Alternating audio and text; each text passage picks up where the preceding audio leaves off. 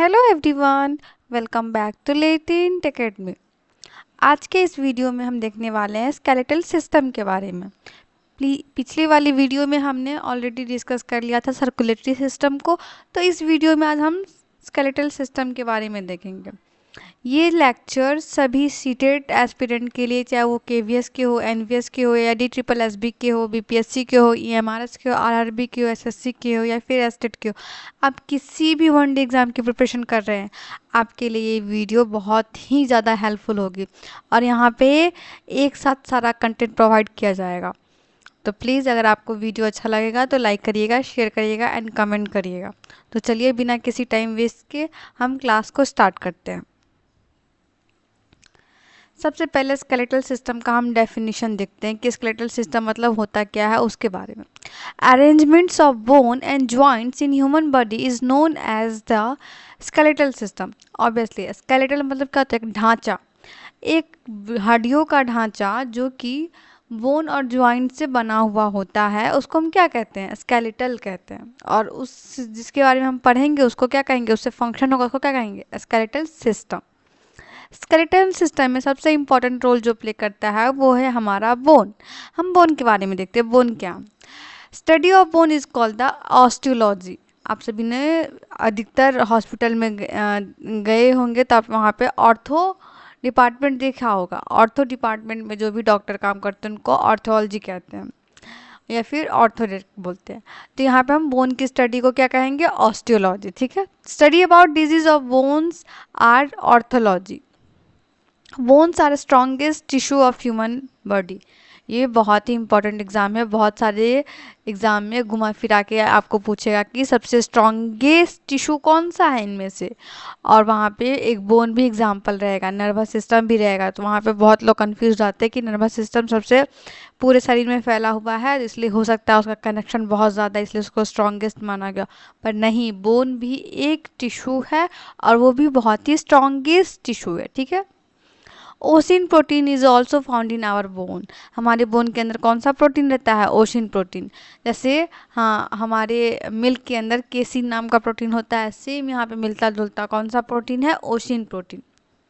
हमारे बोन्स के सेल्स कौन से हैं उसके बारे में देखते हैं। ऑस्टियोक्लास्ट सेल है, ऑस्टियोब्लास्ट सेल और ऑस्टियोसाइट सेल्स है। ये सारे सेल्स जो है बोन्स के फॉर्मेशंस के लिए कहीं ना कहीं रिस्पॉन्सिबल है। ठीक है। Bones are made up of calcium carbonate and calcium phosphate. आपसे ये भी क्वेश्चन पूछा जाएगा कि बोन किस चीज़ का बना हुआ होता है? कैल्शियम कार्बोनेट या कैल्शियम फॉस्फेट का? अगर आपको वहाँ पे दिया हुआ रहेगा कार्बोनेट का ऑप्शन तो आप कार्बोनेट चूज़ करिएगा। अगर वहाँ पे 1 और 2 दोनों रहेगा ऑप्शन में, दोनों दिया हुआ, तो आप दोनों ही चूज़ करिएगा। पर प्रायोरिटी आप सबसे पहले किसको दीजिएगा? कैल्शियम कार्बोनेट को। ठीक है।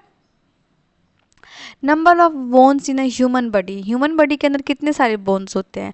एक इन्फेंट यानी कि एक नवजात बच्चा होता है, उसके अंदर टोटल 300 बोन रहते हैं। और वही एक एडल्ट इंसान के अंदर कितने बोन रहते हैं? 206 बोन रहते हैं। तो ये रहा हमारा स्केलेटल सिस्टम का ओवरव्यू। यहाँ पे आप पिक्चर पे इजीली देख सकते हो कि स्केलेटल सिस्टम का पूरा ढांचा बना करके हमें दिखाया है कि कैसा हमारा हाथ पाँव होता है और कैसे उसका क्या फंक्शनिंग है। यहाँ पे इस फिगर में हमने ऑलरेडी देख लिया है। ना फंक्शंस ऑफ बोन्स। अब बोन्स के क्या फंक्शंस होते हैं? It gives framework to our body. Obvious सी बात है, बोन ही हमारे शरीर का एक ढांचा है। ढांचा, और उससे क्या होता है? एक ढांचा प्रिपेयर होता है, बोन छोटे छोटे बोन से एड ऑन होकर एक ढांचा तैयार होता है। और जब ढांचा होगा तभी तो कोई इंसान होगा, वरना बताओ, जब हम मूर्ति प्रिपेयर करते हैं तो मूर्ति प्रिपरेशन के दौरान भी एक ढांचा बनाया जाता है, तो वहाँ पे फ्रेमवर्क बहुत रोल प्ले करता है, क्योंकि फ्रेमवर्क की वजह से ही कोई भी मूर्ति स्टैंड करता है। तो हम खड़े हो पा रहे हैं, चल रहे हैं, फिर रहे हैं, कोई काम कर पा रहे हैं, किस वजह से? बोन हमारे शरीर के अंदर प्रेजेंट है, इस वजह से। Blood formation take place in a bone marrow parts of bones. एक बात बताओ, मैंने 2 चीज़ पूछा है आपसे, आरबीसी का फॉर्मेशन कहाँ होता है और डब्ल्यूबीसी का फॉर्मेशन कहाँ होता है? इन दोनों का फॉर्मेशन हमारे बोन मैरो में होता है। ठीक है। हमने पिछली वीडियो में इस बात को डिस्कस किया था और वहाँ पे हमने हाईलाइट भी करवाया था कि आप इसको याद रखिएगा। साथ ही साथ हमारा प्लेटलेट का भी फॉर्मेशन कहाँ होता है? हमारे बोन मैरो में ही होता है। They give protection to soft organs of our body. Obvious सी बात है, बोन एक हार्डेस्ट टिश्यू है, स्ट्रॉन्गेस्ट टिश्यू है, ये हमारे ऑर्गन्स को प्रोटेक्शन प्रोवाइड कराता है। Storation of minerals and salt, और हमारे बोन में स्टोरेशन किसका होता है, मिनरल्स और सॉल्ट का। साथ ही साथ ये फैट का भी करता है, जो कि एडिपोज टिश्यू नाम के फॉर्म में रहता है। नाउ नेक्स्ट, अब हम अपना स्केलेटल सिस्टम एडल्ट का देख रहे हैं, जहाँ पे हम ये देखेंगे कि कितना एडल्ट का एक स्केलेटल सिस्टम है और उसमें कौन कौन सी बोन्स हैं। तो हमने यहाँ पे सबसे पहले डिस्कस किया कि एक एडल्ट के अंदर 206 बोन्स होती हैं। अब ये 206 बोन्स को किस तरह से डिवाइड किया गया है, पहले तो सबसे पहले एक्सियल स्केलेटल सिस्टम के रूप में और दूसरा अपेंडिकुलर स्केलेटल सिस्टम के रूप में डिवाइड किया गया। एक्सियल मतलब क्या, हमारा आगे का ढांचा, यानी कि आगे जो हमारा ढांचा है बीच वाले ऑर्गन का, आप हाथ पाँव को छोड़ दोगे और आपका सिर्फ बीच वाला बॉडी पार्ट जो है, यानी कि सर से लेकर के आपके कमर तक का पार्ट, उसको एक्सियल स्केलेटल सिस्टम में डाला गया। और अपेंडिकुलर स्केलेटल सिस्टम में आपका हाथ और पाँव का जो हड्डी है सो, और फिर आपके कुछ कुछ गडल्स जो हैं सो, चाहे वो कंधे के हो या फिर कमर के हो, उसको ऐड किया गया। तो होपफुली आप इसको भूलेंगे नहीं। हमारा स्केलेटल सिस्टम दो पार्ट में डिवाइडेड है, पहला एक्सियल स्केलेटल सिस्टम, दूसरा अपेंडिकुलर स्केलेटल सिस्टम। आइए हम एक्सियल स्केलेटल सिस्टम में देखते हैं। एक्सियल स्केलेटल सिस्टम में कितने बोन पाए जाते हैं, टोटल 80 बोन पाए जाते हैं। 80 बोन किस तरह से डिवाइडेड है, स्कल के अंदर 29 है, थोरेसिक के अंदर 25 है और वर्टिब्रल कॉलम के अंदर 26 है। हम इन सबको अच्छे से देखेंगे और मैं आपको विश्वास दिलाती हूँ कि इस वीडियो के अंत में आपको 206 हड्डियाँ का नाम एकदम कंठस्थ मुंह पे याद हो जाएगा। अपेंडिकुलर सिस्टम में हमने देखा 4 लिम्स के अंदर 60 है, 30 हमारे एक हैंड या फिर एक पाँव में होता है। तो कितना हुआ, 4 लिम्स में अगर एक पाँव में 30 हुआ तो दूसरे पाँव में भी 30 होगा, दोनों ऐड करके 60। हैंड लिम्स में एक हैंड में 30 है तो दूसरे हैंड में भी 30, तो वो 60। और गर्डल्स हमारे जो कमर के पास है और कंधे के पास है, तो वो 6। टोटल मिला के यहाँ पे कितने सारे बोन्स हो जाते हैं, 126। तो आओ हम इन सारे बोन्स को ईजिली और अच्छे तरीके से देखते हैं। सबसे पहला हमारा एक्सियल स्केलेटल सिस्टम हम यहाँ पे डिस्कस करने वाले हैं। एक्सियल स्केलेटल सिस्टम के बारे में आओ इसके बारे में देखते हैं। सबसे पहले बात करते हैं स्कल बोन की, कि स्कल बोन कौन कौन से हैं। टोटल 29 स्कल बोन हमारे अंदर होते हैं। सबसे पहला तो क्रेनियल बोन्स, जो कि हमारे सर के पास होता है, उसको हम क्रेनियल बोन्स कहते हैं। क्रेनियल बोन्स कौन कौन से होते हैं वो देखो, क्रेनियल में टोटल 8 होते हैं। पहला तो कौन सा, फ्रंटल बोन। फ्रंटल बोन जो होता है वो हमारे अपर, मतलब हमारे हेड के पास जो बोन प्रेजेंट होता है, ये रहा हमारा फ्रंटल बोन, इसको कहते हैं फ्रंटल बोन। ये हमें आगे की ओर प्रोटेक्शन प्रोवाइड कराता है। वहीं पे पैराइटल बोन जो है वो हमें पीछे की ओर प्रोटेक्शन करवाता है। तो देखो, अगर हम फ्रंटल बोन की बात करते हैं तो हमारा हेड जो है, जो हमारे जस्ट बाल और आईब्रो के बीच का एरिया है, उसको हम हेड ही बोलते हैं। वो हेड जो है एक ही पार्ट में बटा हुआ है, तो उसमें कितने बोन से इंपॉर्टेंट होते हैं, ओनली 1। वहीं पैराइटल बोन जो है वो हमारे पीछे वाले भाग होते हो, तो वो 2 पार्ट में डिवाइडेड है। तो उसमें कितने बोन की आवश्यकता होती है, 2 बोन की। टेम्पोरल बोन हमारे कान के पास होता है, क्योंकि बहुत बार आप ये सुने होंगे कि एक कनपट्टी में लगाएंगे तुम्हारा टेम्पर हिल जाएगा। हम लोग बहुत ही नॉर्मल भाषा में इसको यूज़ करते हैं। तो टेम्पोरल किस लिए, हमारे कान के पास जो प्रेजेंट है बोन, उसके लिए। तो एक कान हमारा इधर है, दूसरा कान हमारे ठीक अपोजिट है, तो उसके लिए 2 बोन। वहीं पे एक ऑसिपिटल बोन जो है हमारे नीचे वाले हेड, यानी कि हमारा ये वाला एरिया जो रहा, वो ऑसिपिटल बोन को रिप्रेजेंट करता है। और इथेनॉइड और स्फेनोइड। इथेनॉइड जो होता है एक होता है, स्फेनोइड एक होता है। इथेनॉइड जो होता है वो हमारे आगे के बोन्स को होता है, हमारे आँख के पास जो बोन्स होते हैं उसको इथेनॉइड्स के रूप में कहा गया।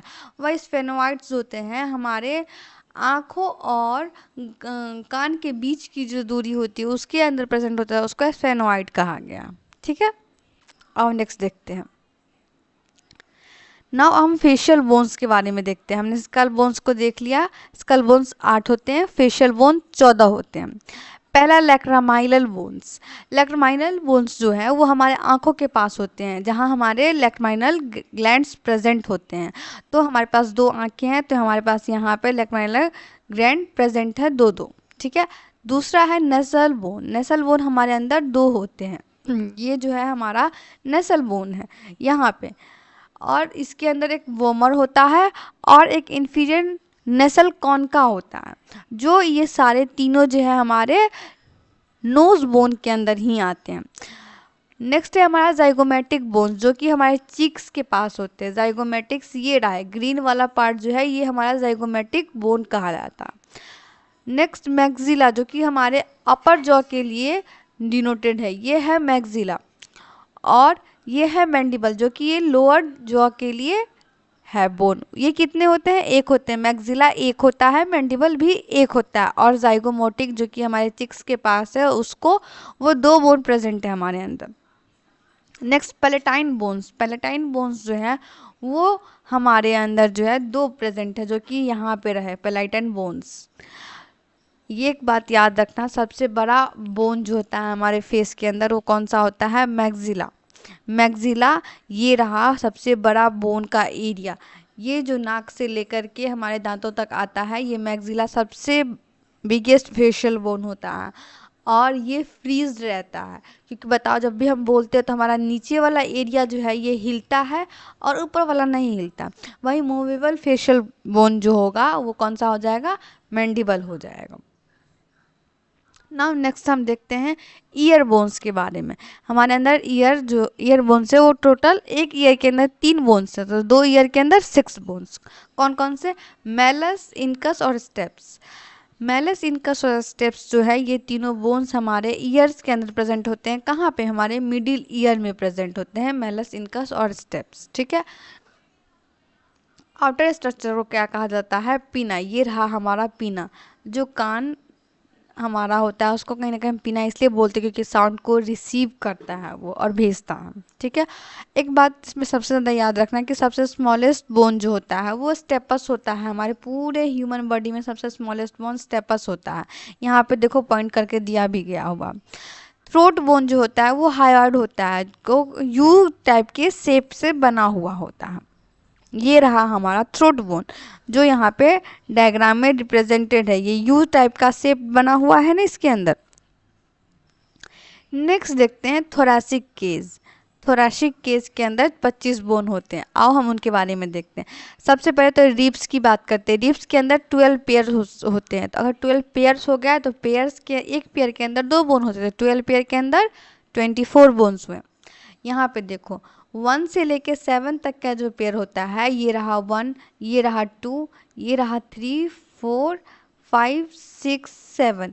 ये सारे को ट्रू रिब्स कहा गया क्योंकि ये सारा जो है वो स्टर्नम से जुड़ा हुआ होता है, इसलिए इसको ट्रू रिब्स कहा गया।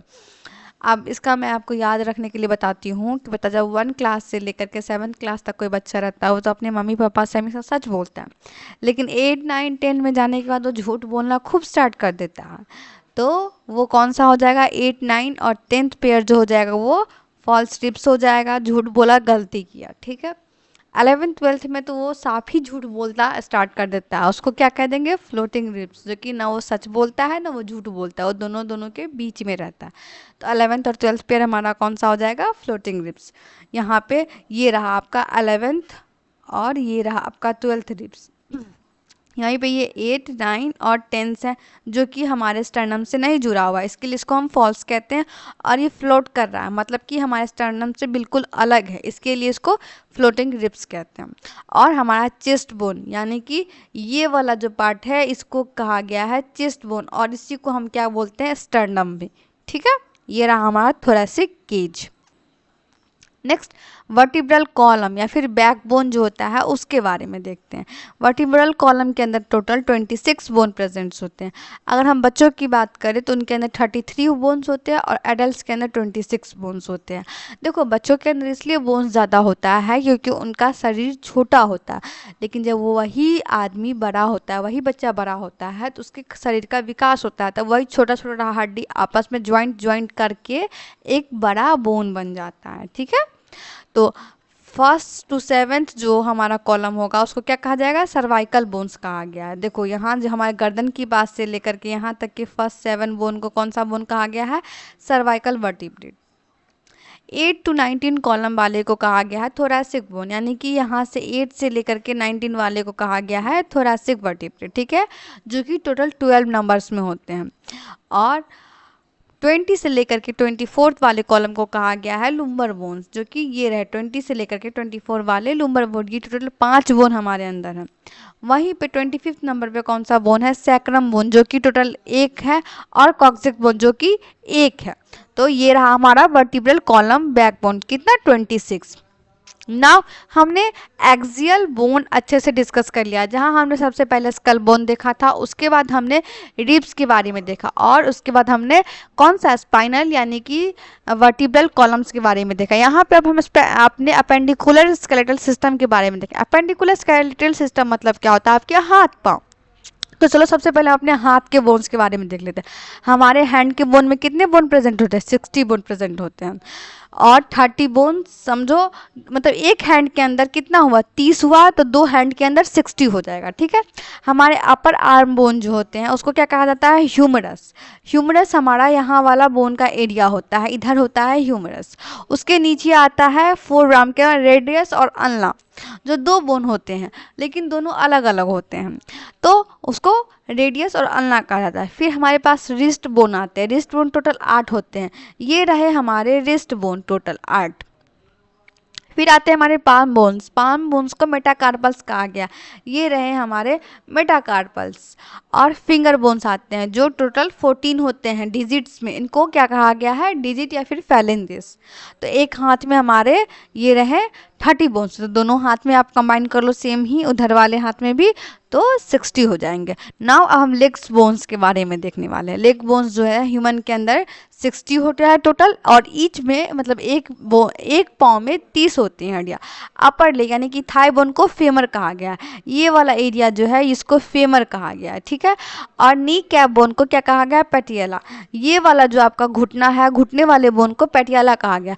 वही लोअर लेग बोन जो है उसको फीबुआ और टेबुआ कहा गया है, फीबुला और टेबिया। फीबिया ये रहा और टेबुला ये रहा, ठीक है, आपके ये सारे बोन्स हैं।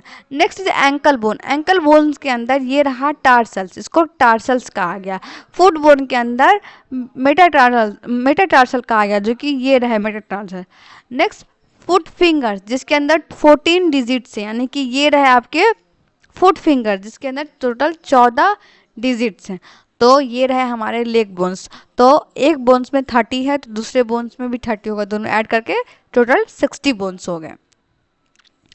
नेक्स्ट अब हम गर्डल्स की बात करते हैं। देखो हमने एक्सियल, जब हमने स्टार्टिंग में सबसे पहले बात किया था तो पहले हमने कौन सा बात किया था, एक्सियल बोन्स के बारे में, और दूसरा हमने बात किया था अपेंडिकुलर बोन्स के बारे में। एक्सियल और अपेंडिकुलर हमने ऑलरेडी डिस्कस कर लिया। अब यहाँ पे हम देख रहे हैं गर्डल्स। गर्डल एक्सियल जो होता है हमारे सर से लेकर के, स्कल से लेकर के हमारे कमर तक का होता है, यानी तुम बोल सकते हो रीब केज और वर्टिब्रल कॉलम इसके अंदर आते हैं।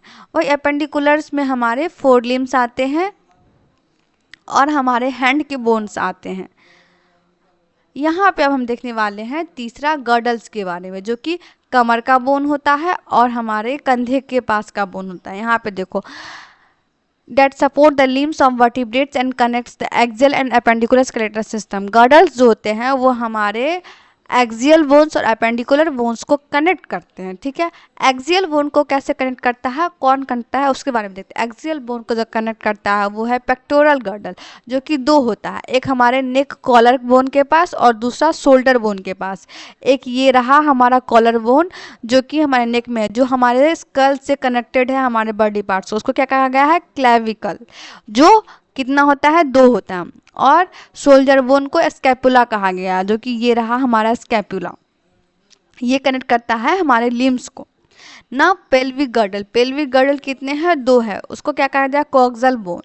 कॉक्सल बोन ये रहे हमारे, ये दोनों पेल्विक बोन है जो कि हमारे नीचे वाले 4 लिम्स के बोन्स को कनेक्ट कर रहा है। यहाँ पे आप इजीली देख सकते हो। तो ये रहा दोनों, कितना इंपॉर्टेंट, अगर ये दोनों नहीं होगा तो सोचो हमारा सर हमारे शरीर से जुड़ा हुआ नहीं रहेगा, हमारे हाथ पाँव हमारे शरीर से जुड़े हुए नहीं रहेंगे, दोनों इंपॉर्टेंट हो गया। नाउ अब हम कुछ बहुत ही इंपॉर्टेंट पॉइंट्स देखने वाले हैं, जो कि है यहाँ नोट बना हुआ जो भी चीज़ होता है बहुत ही इंपॉर्टेंट होता है और यही आपके एग्जाम्स में पूछते हैं भी। लॉन्गेस्ट बोन इन ह्यूमन बॉडी कौन सा है? फेमर, थाई बोन जो है हमारा सबसे लंबा होता है, क्योंकि हमारे शरीर में सबसे बड़ा जो बोन होता है वो पाँव का इसलिए होता है क्योंकि सबसे बड़ा पाँव ही एक ऑर्गेन ऐसा है जो सबसे बड़ा होता है। ऑर्गेन नहीं बोल सकते, पार्ट बोल सकते हैं हमारे बॉडी का जो सबसे बड़ा होता है, इसलिए थाई बोन जो होता है वो सबसे बड़ा होता है। वही हमारे हाइट के लिए, वही हमारे लंबाई के लिए मेनली रिस्पॉन्सिबल होते हैं। और वहीं स्मॉलेस्ट बोन हमारे कौन सा है? स्टेप्स, जो कि हमारे ईयर के अंदर प्रेजेंट होता है। स्ट्रॉन्गेस्ट बोन कौन सा है ह्यूमन बॉडी के अंदर? फीमर और मैंडिबल। हमारा घुटने का मतलब हमारा समझो ना, जो थाई के पास बोन है वो, और हमारे मुंह के अंदर जो है मैंडिबल, वो यानी कि जो हमारे नाक से एरिया कनेक्टेड है मैंडिबल एरिया, वो बहुत ही स्ट्रॉन्गेस्ट है। तभी तो आप देखते होगे कहीं भी आपको चोट लगता है या फिर कहीं भी कुछ होता है तो आप कितना भी गिरते हो कुछ भी होता है फिर भी आपकी हड्डी नहीं टूटती है जल्दी फेमर की, क्योंकि वो सबसे ज़्यादा स्ट्रॉन्गेस्ट होता है। और वहीं पे हैवीएस्ट बोन भी किसको कहा गया है? फीमर को कहा गया है। ठीक है, तो अब फीमर के लिए हम कुछ चीज़ याद कर लेते हैं जो हमें कन्फ्यूज़न कभी नहीं होगा। फीमर को अगर हम देखें तो वो कौन सा है? एक तो सबसे पहले लॉन्गेस्ट बोन है, ठीक है।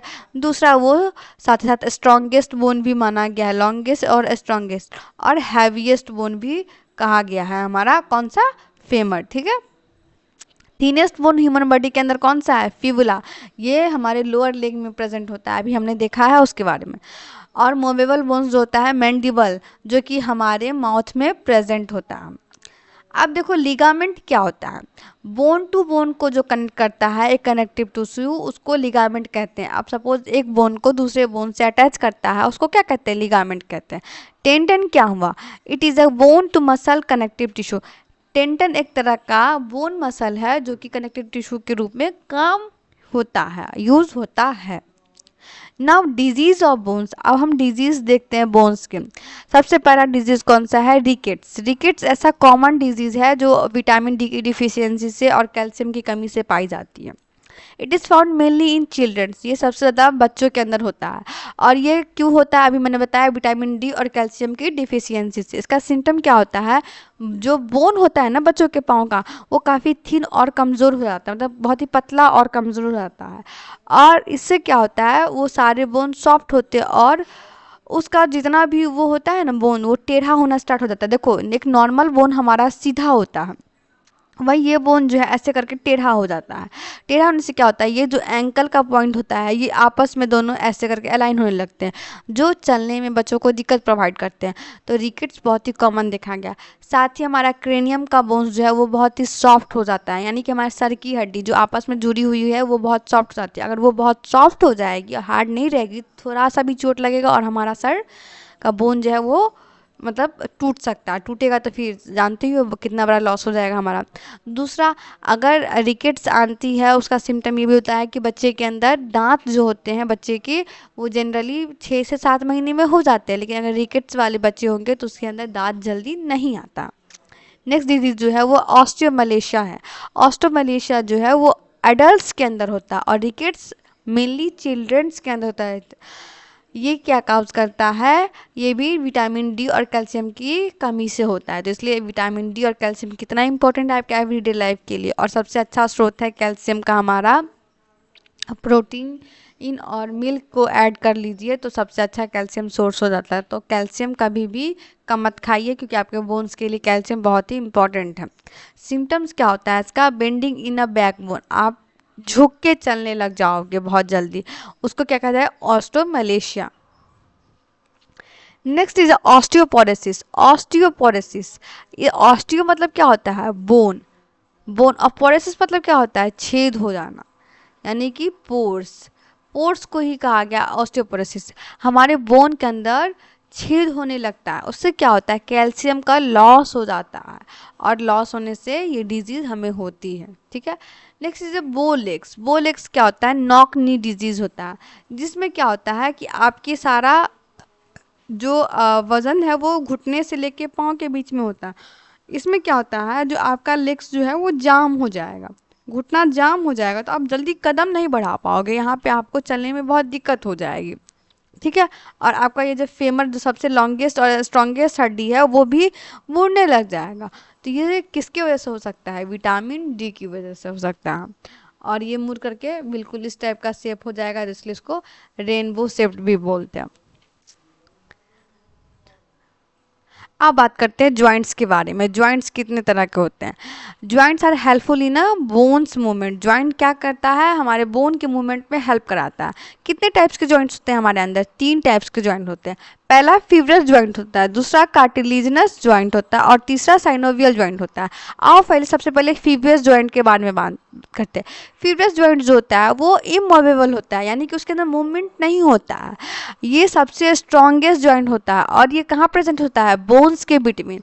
ये फिक्स्ड रहता है और टफ कवरिंग से बना हुआ रहता है। इसके अंदर डेंस फाइबर्स प्रेजेंट होते हैं। ये मेनली कहाँ रहता है? स्कल बोन्स के अंदर। स्कल के अंदर कनेक्शन प्रोवाइड करता है, वो है फीब्रस ज्वाइंट्स। नेक्स्ट है हमारा कार्टिलेजिनस ज्वाइंट। ये क्या है? ये सेमी मूवेबल है, यानी कि थोड़ा थोड़ा घूम सकता है। ये बोन जो है हमारे कार्टिलेज से पूरा का पूरा कवर रहता है, इस वजह से थोड़ा थोड़ा मूवमेंट प्रोवाइड करता है। ये कहाँ प्रेजेंट होता है? बिटवीन हमारे बोन्स ऑफ बैकबोन। बैकबोन्स में प्रेजेंट होता है, तभी तो हम पीछे इधर उधर घूमते हैं। क्यों? थोड़ा बहुत इमूवेबल हमारा ये ज्वाइंट है इसलिए। साथ ही ये हिप वाले ज्वाइंट में भी प्रेजेंट होता है, जो कि हमारा है फेमर और कॉक्सल बोन। ठीक है। Next is synovial joint. Synovial joint जो कंप्लीटली मूवेबल होते हैं। इसका एग्जांपल्स कौन सा होता है? ये इसलिए मूवेबल होते हैं क्योंकि इसके अंदर क्या प्रेजेंट होता है? Synovial fluid. और ये फ्लूइड जो है ये किसी दो बोन के अंदर मूवमेंट प्रोवाइड करवाता है इजिली। एग्जाम्पल्स देखते हैं साइनोवियल ज्वाइंट्स के। सबसे पहला एग्जाम्पल हमारा बॉल एंड सॉकेट ज्वाइंट, जो कहाँ प्रेजेंट होता है? शोल्डर में। Next is hinge joint. Hinge joint जो है वो मूवमेंट प्रोवाइड कराता है एक ही डायरेक्शन में, जो कि हिंज इसलिए कहा गया कि कभी आपने दरवाज़ा खोला या फिर खिड़की खोला होगा तो देखा होगा कि दरवाज़ा हमेशा एक ही तरफ घूमता है। उसी तरह हमारा हाथ जो है सिर्फ एक ही तरफ हमेशा मुड़ता है, हिंज की तरफ, ना वो पीछे की तरफ नहीं मुड़ता है। हम उसको तोड़ेंगे तभी वो पीछे की तरफ मुड़ेगा। इसलिए तो इसके अंदर कौन कौन सा आता है? एल्बो ज्वाइंट आता है, फिंगर्स आते हैं, डिजिट फैलेंजेस आते हैं, टो के ज्वाइंट्स आते हैं, नी ज्वाइंट्स आते हैं। तो ये सारा हमारा हिंज ज्वाइंट हो गया। नेक्स्ट इज हमारा पिवोट ज्वाइंट। पिवोट ज्वाइंट कहाँ प्रेजेंट रहता है? नेक ज्वाइंट के पास की। और फिर है ग्लाइडिंग ज्वाइंट, जो कि रिस्ट बोन्स के पास प्रेजेंट होते हैं। नेक्स्ट है सैडल ज्वाइंट, वो कहाँ प्रेजेंट है? हमारे कार्पल्स और मेटाकार्पल्स के पास। और उसके बाद एलिप्स ज्वाइंट प्रेजेंट है, जो कहाँ प्रेजेंट होता है? मेटाकार्पल्स और फिंगर ज्वाइंट्स के पास। तो ये रहे हमारे सारे साइनोवियल ज्वाइंट्स, जो कि बहुत ही इंपॉर्टेंट थे आपके एग्जाम्स के लिए। होपफुली आपको ये वीडियो पसंद आया हो। अगर पसंद आया हो तो प्लीज़ आप सभी से एक छोटा सा रिक्वेस्ट है कि वीडियो को लाइक करें, शेयर करें एंड सब्सक्राइब करें, क्योंकि आपका एक छोटा सा लाइक शेयर सब्सक्राइब में बहुत मोटिवेशन प्रोवाइड करता है और हम इजीली कंटेंट बनाने के लिए उत्सुक रहते हैं और वीडियो लाने के लिए। तो प्लीज़ इतनी सी गुजारिश है आपसे कि लाइक शेयर एंड सब्सक्राइब करें और इसी तरह की वीडियोस के लिए सपोर्ट करें। मिलते हैं नेक्स्ट वीडियो में, तब तक के लिए keep learning, keep enjoying. Thank you so much.